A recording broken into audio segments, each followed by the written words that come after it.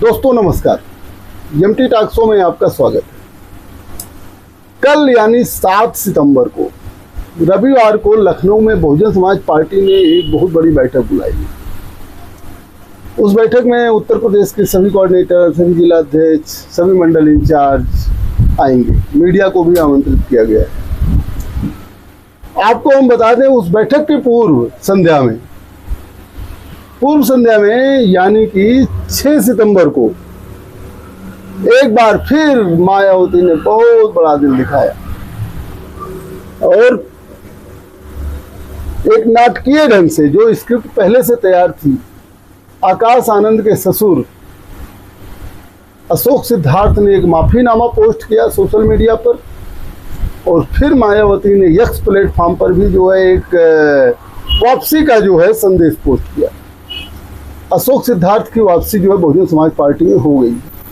ये वही अशोक सिद्धार्थ हैं जो अनुशासनहीनता और गुटबाजी के चक्कर में जो है वो पार्टी से निकाल दिए गए थे। अशोक सिद्धार्थ ही नहीं निकाले गए थे, अशोक सिद्धार्थ के दामाद, मायावती के जो है भतीजे, जिनको आज दूसरी पोजीशन पर मायावती ने जगह दी है, आकाश आनंद जो राष्ट्रीय संयोजक है, उनको भी मायावती ने सभी पदों से मुक्त कर दिया था और पार्टी से निकाल दिया था। पार्टी से निकाल देने के बाद कुछ दिन बाद स्क्रिप्ट के अनुसार ही आकाश आनंद ने सार्वजनिक तौर पर माफी मांगा। उन्होंने माफी मांगा कि मैं अपनी गलती के लिए माफी मांगता हूं और बसपा अध्यक्ष मायावती जी से अनुरोध करता हूं कि मुझे बसपा में काम करने का मौका दिया जाए, मैं उनके दिशा निर्देश पर काम करूं। उनकी वापसी हो गई। उनको जो है दिल्ली चुनाव की जिम्मेदारी मिली, उनको बिहार चुनाव की जिम्मेदारी मिली।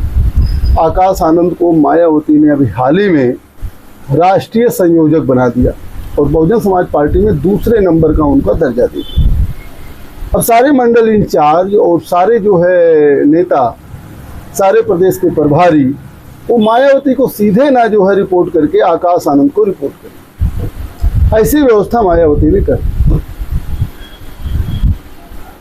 7 सितंबर की बैठक के पूर्व 6 सितंबर को आकाश आनंद के ससुर, जिनकी वजह से आकाश आनंद भी कभी निकाले गए थे, और आकाश आनंद के ससुर अशोक सिद्धार्थ, वे बहुजन समाज पार्टी अध्यक्ष मायावती के करीबियों में गिने जाते थे। इतने करीबी थे कि मायावती ने जो है अपने भतीजे की शादी अशोक सिद्धार्थ के लड़की से किया। अशोक सिद्धार्थ की लड़की से जो है आकाश आनंद की शादी हुई, और बाद में अशोक सिद्धार्थ के लड़के की शादी थी, जिसमें जो है बसपा के कई नेता आए और कुछ नेताओं को बुलाया नहीं गया, जिससे जो है बहुजन समाज पार्टी अध्यक्ष को लगा कि ये गुटबाजी कर रहे हैं। इसमें जो है कई ऐसे नेता हैं जिनके बारे में कहा गया कि उन्होंने मायावती के कान भी भरे और मायावती ने एक्शन भी लिया।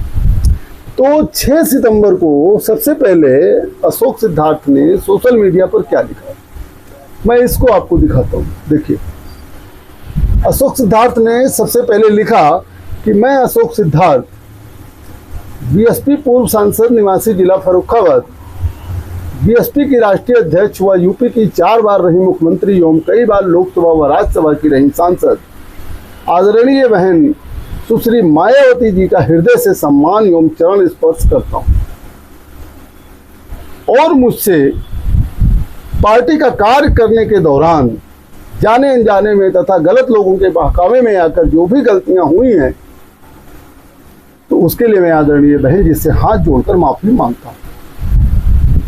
अशोक सिद्धार्थ ने आगे लिखा, जिन्होंने अनेकों कष्ट झेलकर अपनी पूरी जिंदगी इस देश के करोड़ों दलित एवं उपेक्षित वर्गों के हित व कल्याण के लिए समर्पित की है, आदरणीय बहन जी से मैं हाथ जोड़कर अनुरोध करता हूं कि मुझे माफ कर दें। आगे मैं कभी भी गलती नहीं करूंगा और पार्टी के अनुशासन में ही रहकर उनके मार्गदर्शन एवं दिशा निर्देश में ही कार्य करूंगा।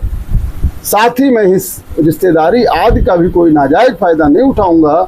यहाँ मैं यह भी स्पष्ट कर देना चाहता हूं कि खासकर श्री संदीप ताजने, बीएसपी पूर्व प्रदेश अध्यक्ष महाराष्ट्र, व श्री हेमंत प्रताप, निवासी जिला फिरोजाबाद, तथा यूपी के अन्य जिन भी गलत लोगों को पार्टी से निकाला गया है, उनको वापस लाने के लिए कभी सिफारिश नहीं करूँगा। अशोक सिद्धार्थ ने यह भी आगे लिखा है कि यह भी मैं विश्वास दिलाना चाहता हूँ अब मैं पुनः आदरणीय बहन जी से अपने सभी छोटी मोटी गलतियों की माफ़ी मांगते हुए उनसे पार्टी में वापस लेने के लिए विशेष आग्रह करता हूँ। बहन जी की अति कृपा हो। यह सार्वजनिक तौर पर माफ़ीनामा जो है अशोक सिद्धार्थ ने मांगा और मायावती से पार्टी में वापस लेने के लिए अपने को अनुरोध किया। यही अनुरोध जो है आकाश आनंद ने भी किया था। तो मायावती जानते हैं दयालु हैं, उन्होंने जो है आकाश आनंद को पार्टी में वापस लिया। वापस ही नहीं लिया, उनको पहले राष्ट्रीय नेशनल कोऑर्डिनेटर बनाया, उसके बाद राष्ट्रीय संयोजक भी बनाया।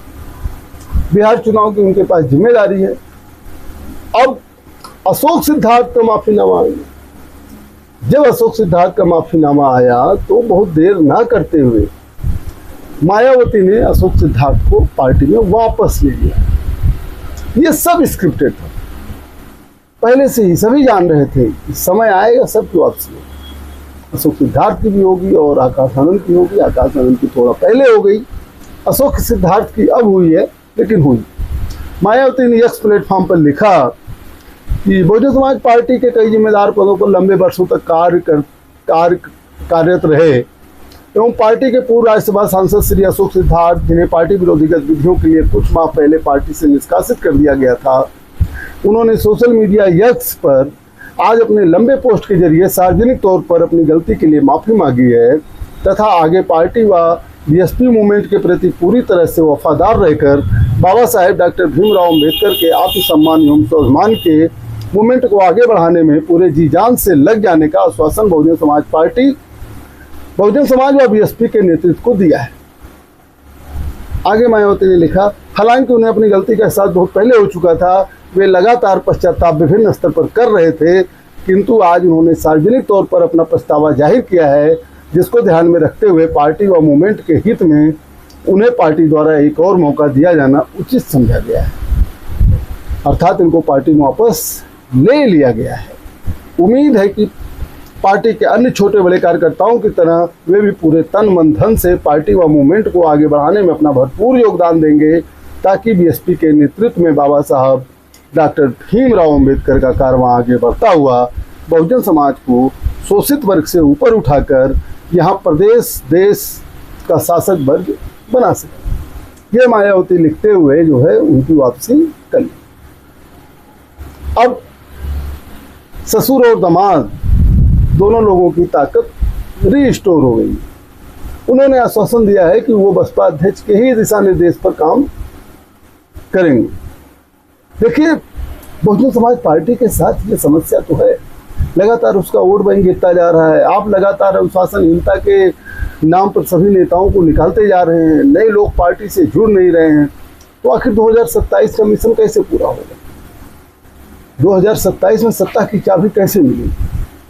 जबकि कहा जाता है कि अशोक सिद्धार्थ और आकाश आनंद दोनों की यह सोच है कि गठबंधन की राजनीति की जाए, क्योंकि जब तक सत्ता नहीं मिलेगी तब तक जो है समाज का उत्थान नहीं हो सकता, बहुजन समाज का उत्थान नहीं हो सकता, बहुजन समाज की पकड़ मजबूत नहीं हो सकती है। और सत्ता आज जब हाँ गठबंधन की राजनीति चल रही है, छोटे छोटे दलों से जो बहुजन समाज पार्टी, भारतीय जनता पार्टी और समाजवादी पार्टी गठबंधन कर रहे हैं, वहाँ बहुजन समाज पार्टी गठबंधन से दूर है, यह तो उसके लिए सही नहीं है।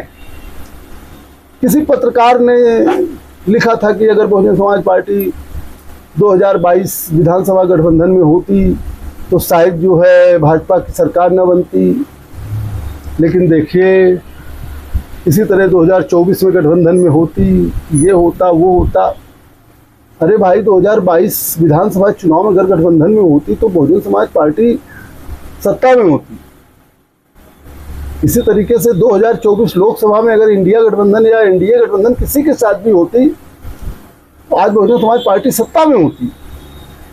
और ये पता नहीं कैसे लोग भूल जाते हैं कि 1993 में जब समाजवादी पार्टी और बहुजन समाज पार्टी का गठबंधन हुआ था, तभी बहुजन समाज पार्टी को 1995 में सत्ता में आने का मौका मिला था, जबकि सपा बसपा गठबंधन मिल करके भी जो है सबसे बड़ी पार्टी नहीं बन पाए थे विधानसभा चुनाव 1993 में। बहुमत की तो बात ही छोड़ दीजिए। ऐसी कंडीशन में गठबंधन की खासी आवश्यकता है, और उस गठबंधन में आज की तारीख में भाई भाजपा के साथ तो आप गठबंधन कर ही नहीं सकते। इसलिए नहीं कर सकते कि भाजपा इतनी सीट ही नहीं देगी। भाई जो अपने पूरे सहयोगियों को 40-45 सीट में निपटा देती है, खुद लगभग 375 सीट पर चुनाव लड़ती है, तो आपको 100 सीट 150 सीट तो देगी नहीं। वही हाल समाजवादी पार्टी का भी है। जब समाजवादी पार्टी खुद ही 343-44 सीट पे लड़ती है, तो काहे आपको 150 सीट दे देगी कि आप सत्ता की चाबी ले लीजिए, है ना। तो आपका तो सपा के साथ भी गठबंधन नहीं हो सकता है विधानसभा में, और भाजपा के साथ भी नहीं हो सकता है। लेकिन बहुजन समाज पार्टी खुद तो गठबंधन की अगुवाई कर सकती है। 403 सीट में 350 सीट लड़के 53-54 सीट अपने सहयोगियों को दे सकती है। ये काम तो बसपा कर सकती है। लेकिन अगर ये भी काम नहीं करना है तो फिर ठीक है, दिनों दिन वोट बैंक गिरते जा रहे हैं, सरकार बनने की कोई उम्मीद नहीं हो रही, ये होता रहे। अगर सरकार बनाना है 2027 में जो है वास्तव में सत्ता की चाबी अपने पास लेनी है, तो गठबंधन की राजनीति पर आना ही होगा। आप बड़ी पार्टियों से गठबंधन की बातें छोड़िए। कौन कहता है कि आप सपा के साथ गठबंधन करिए? सपा भी तैयार होनी चाहिए ना। वो क्यों तैयार होगी? आधे आधे का बंटवारा करेगी। भाजपा क्यों तैयार होगी? और आप क्यों तैयार होंगे? आप 403 सीट पर चुनाव लड़ सकते हैं, 10 सीट 20 सीट पर चुनाव लड़ेंगे? नहीं लड़ेंगे। राष्ट्रीय पार्टी है, इस तरीके से गठबंधन नहीं करेगी यूपी में, और यूपी में मजबूत भी है।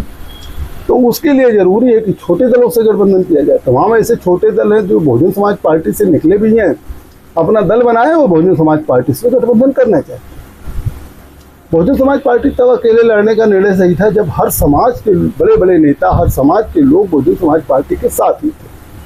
लेकिन आज की तारीख में तमाम समाज के बड़े बड़े नेता हैं जो दूसरे दलों के साथ गठबंधन में हैं, और जनता उनके साथ में है। जनता को जोड़ना बहुत कठिन होता है, जनता को नेता ही जोड़ता है। जब नेता जोड़ता है तो हर स्तर पर नेता भी होना चाहिए, जो बहुजन समाज पार्टी में उनका अभाव है। तो बहुजन समाज पार्टी अध्यक्ष ने यह सही किया कि आकाश आनंद और अशोक सिद्धार्थ को वापस लिया और पावर भी दिया। कुछ लोग परिवारवाद का आरोप लगाते हैं। परिवारवाद का आरोप एकदम निराधार है। आपको हम बता दें, अगर जिम्मेदारी किसी ऐसे व्यक्ति को दे दी जाए जो पार्टी को ही बेच दे, विपक्ष के हाथ में खेल के पार्टी से ही समझौता कर ले, भरोसा किस पर किया जाए?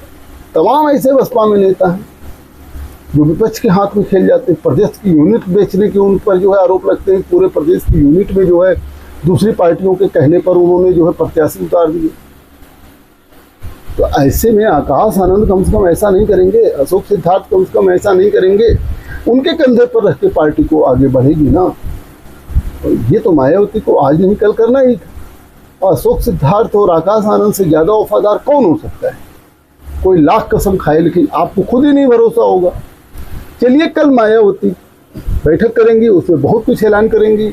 उसमें जो है 9 अक्टूबर को हो सकता है एक रैली का ऐलान करें, जो कांसी नाम के परिनिर्वाण दिवस पर जो है एक बड़ी रैली आयोजित करेंगी। और उस समय जो है हो सकता है कुछ कोऑर्डिनेटर और निकाले जाएं, मंडल इंचार्ज निकाले जाएं, कुछ मंडल इंचार्जों की जो है नई भर्ती भी हो। क्या रणनीति बने 2027 के लिए, इस पर भी बहुजन समाज पार्टी अध्यक्ष मायावती का ऐलान होगा। मीडिया को बुलाया भी गया है। अब कल क्या ऐलान होगा, क्या अपडेट होगा, मैं इस पर आपको बताऊंगा। लेकिन यह मुझे उम्मीद है कि मायावती की पार्टी भी अब गठबंधन की राजनीति पर जाएगी। आकाश आनंद का दूसरे नंबर पर पहुंचना और अशोक सिद्धार्थ का जो है वापसी होना इस बात का संकेत देता है कि मायावती अब जो है, बहुजन समाज पार्टी अब जो है वो गठबंधन की राजनीति की तरफ जाएगी, जिससे 2027 में सत्ता की चाबी तो उसको कम से कम मिल सके। अगर ऐसा नहीं होता है तो फिर वही रहेगा, 403 सीट पर प्रत्याशी लड़ेंगे। जीतेगा कौन? कि कोई प्रत्याशी ऐसे उमाशंकर सिंह की तरह हो जाएगा, या तो फिर 2024 लोकसभा का भी परिणाम सबके सामने। ये तो बसपा को सोचना है कि बहुजन समाज को सत्ता दिलाना है, बहुजन समाज के हाथ में सत्ता की चाबी लाना है या नहीं लाना है। ये कल जो है एक निर्णय के बाद पता लगेगा हालांकि उत्तर प्रदेश में अभी जो है चुनाव में समय है, 2027 में चुनाव होगा, अभी 2026 का पूरा साल बचा है और आधा साल 2025 का बचा हुआ है। तो इस 1.5 साल के समय में बहुजन समाज पार्टी अभी क्या रणनीति अपनाएगी या तो देखने वाली बात होगी। मैं फिर आपको अपडेट करूंगा। देखते रहिए एमटी टॉक शो। बहुत बहुत धन्यवाद। बहुत बहुत धन्यवाद।